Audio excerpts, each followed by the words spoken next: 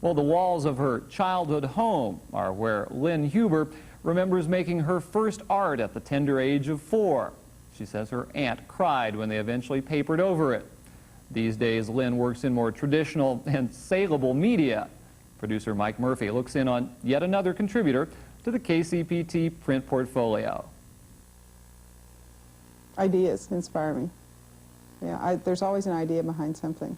It doesn't just, I'm not, although my work is realist, I'm not just making pretty pictures and scenes. There's always an idea behind it. There's always I work in thematic series, so I'll have a theme of something I'll go through, like the clear waters. There was a theme before that called muddy waters. The 51 dinghies, the Cabo San Lucas theme now, but each one of them has a specific idea behind it, the series, and then each piece really basically has kind of a specific idea behind it. It doesn't take an eagle eye to spot the element that occurs most often in those series. Looking back, it's ironic, but Lynn Manos Huber sees clearly the influence of her first summer job.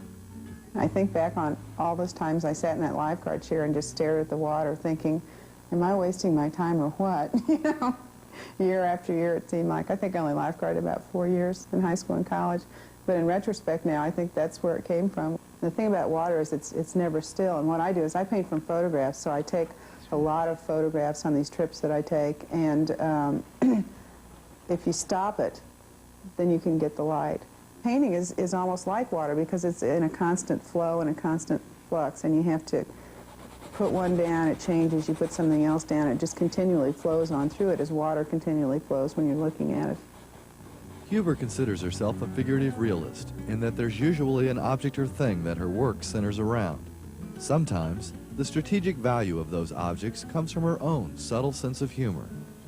I started doing some works from a Caribbean series I was doing called Clear Waters, which was under the surface of the water, and these dinghy boats started appearing in them, and I had some men who called me and said, do you have any more of those dinghies? And I thought, this is really odd, you know?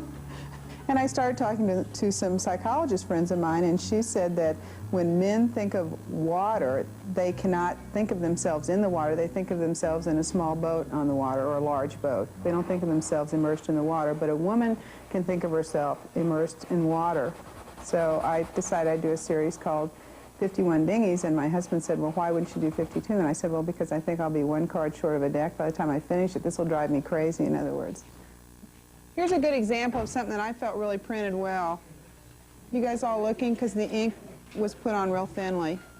Here's something else that could make anyone a little crazy: teaching art to high school students. Through the Arts Partners Division of Young Audiences, Lynn has been helping kids at Raytown High learn more about printmaking. I started out in printmaking. I started out in the early 70s in printmaking. And then I moved into pastel, and then I didn't start doing oil paintings till 1985, so I haven't done them that long. I think I like oil. I like the smell. And I like pastel. I like all of them. And I like monotype. I like everything I work in. Yeah, all right. Starting to get there. Yeah. The definition of printmaking is multiple original. And we have a joke among printmakers: if you've seen one, you've seen them all. That's what's supposed to happen. And monotype would seem odd by that definition because it's a single print. And it's a print medium that's kind of in vogue now, which is the one thing I don't like about it, is it is so much in vogue. But on the other hand, if it weren't in vogue, I never would have discovered it. So it's like doing a painting. In 1991, Huber worked with Christo in California and Japan on the Umbrellas project, heading up the only all-female crew. Her own art, however, is almost never landlocked. Part of the challenge of painting water inevitably goes back to the basics, getting the colors right. The wonderful thing to me about painting is when you put something down and you put one color next to another, it changes. So it's never the same. You can mix up what's a perfect color on a palette and think this is absolutely dynamite, and put it down on a painting, you put it next to the color next door to it, and it completely changes color. So it's kind of the same way with the light on the water. What makes the water move and what makes the water real is the color changes in it and the light as it moves across the water. I've found sometimes I don't like my color. Sometimes I really wonder if I'm a halfway decent colorist, and I don't know. I'm not sure. But I was painting, and one day I discovered cobalt blue, which I had not been using, and it seemed like it just changed my entire palette, and my entire hues went from a cooler blue to a warmer blue. It's really a dynamite color. I'm happy I've discovered it now. I have had boat people come up to me and say, you sail.